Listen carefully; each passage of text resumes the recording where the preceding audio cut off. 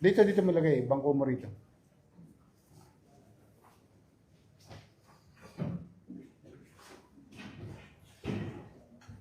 Halika, maupo ka dyan. Yan. Pare.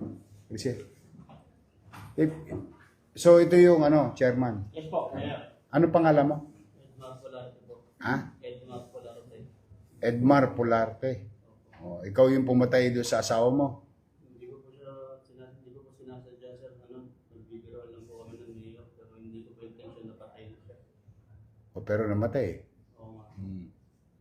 Buti naman, sumuko ka na. Po kasi hindi na rin po ako matulog. Pagod na rin po yung utak ko. Pagod na rin yung... May anak kayo? Meron po lalaki. Ilan? Basta po. Isa.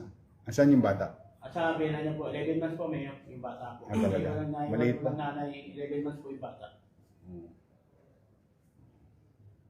Oh, sige. Yung pangyayari po, hindi po talaga sabihan lang po yun, Mayor, pero hindi po po intention na gawin sa kanya yun. Napakabait na tao yun, napakabuting babae yun, Mayor. Ganda lang po sa tama namin, wala akong pinagawa yun, Mayor. Dapat, huwag mong pakalasing, huwag birumin yung nakadisgrasya. Sabagay, ang gawin niya yun. Yung nanay ng biktima. Bali na dito po, Mayor, kasama po nila sa... Diyan po yung stepfather niya, pati yung nanay po ng biktima. Pati po yung bata kasama po. Alam niya na resolve na yung kaso. Yes po, Mayor, punta po kami kay Major Garcia po sa homicide. Dito number po namin sa kanila. Kasama po yung station commander ng PSB. Ayun.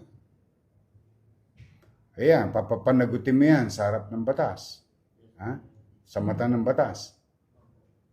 Buti, sumuko ka kasi matter of time, hahanapin ka rin ng Manila Police District. Alam mo naman sa Maynila, di ba? Siguro naman, nababalitaan mo. Buti, naisipan mong sumuko. Bali, Mayor, nangyari po yun. Bali yung tumawag po sa akin yung QA niya. At yung tatay, nasa Bulacan po. Ay, tutuloy sana namin. Inauna na po siya yung boss. Nagkita na lang po kami sa barangay. Dinala na po siya ng tatay, pati QA. Talagang volunteer si Ryder po siya sa barangay. Kasi inailan po siya sa polis. Kaya nalalaya ko na lang po. Tinawagan ko si Colonel Kaka po na station ko. Kaya tumawag ulit kami kay Major Garcia sa homicide. Para matal number po siya. Ayan, kayo nang bahala. Proseso nyo na yan.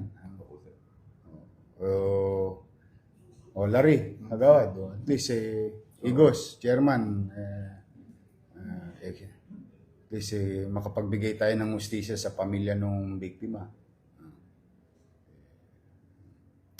Next time kasi, talagang mga alak-alak na yan. Anyway, nandiyan yan. Kaysa magsisiyan, harapin mo na lang yan. Ha? Sige. Thank you, Chairman Igos. Gawad Larry. Ha? Thank you. Mag-ingat kayo. Thank you.